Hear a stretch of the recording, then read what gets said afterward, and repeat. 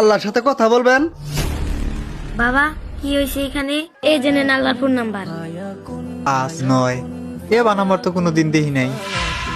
এইটাই তো আল্লাহর ফোন নাম্বার। এই যে নেন ভাই। আচ্ছা দিন নিতেছি ভাই, ভিক্ষা টিকা হয় না, খালি ঘুরি সারাদিন। এই যে ভাই নিন ভাই, একটু খারিনছে। কি বলেন ভাই? ভাই আমি না খুবই কষ্টে আছি, আপনি আমার একটা উপকার করবেন? কি উপকার ভাই? ভাই আমি না একটু আল্লাহর সাথে কথা কওয়ার চাই, আমার আল্লাহর নাম্বারটা একটু দিবেন? ওই মিয়া, আপনি কি পাগল হয়েছেন নাকি? আল্লাহর আবার ফোন নাম্বার আছে নাকি?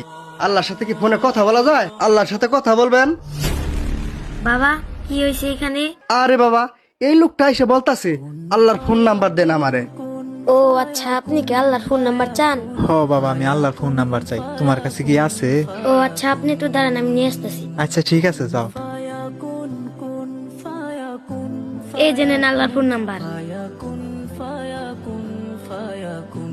বাবা তুমি এটা কিবা নাম্বার দিলা? 4 10 4 5 9 এবার নাম্বার তো কোনোদিন দেখি নাই। এইটাই তো আল্লাহর ফোন নাম্বার। এটা আল্লাহর ফোন নাম্বার? এটা দেখি বাগের কথা কমু। শুনবেন তাহলে কিভাবে কথা বলবেন? আচ্ছা ঠিক আছে, কও। শুনেন, প্রথম 4 মানে ফজরের 4 রাকাত নামাজ।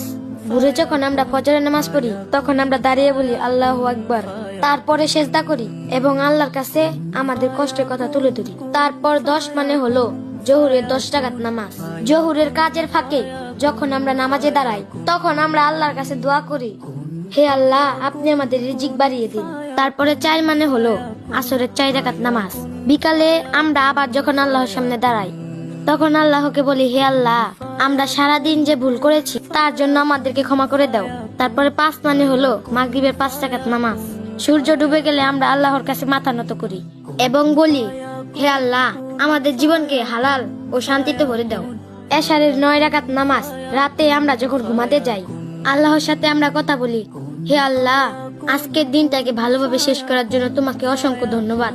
এই 5 ওয়াক্ত নামাজ হচ্ছে আল্লাহর সাথে কথা বলার একমাত্র মাধ্যম।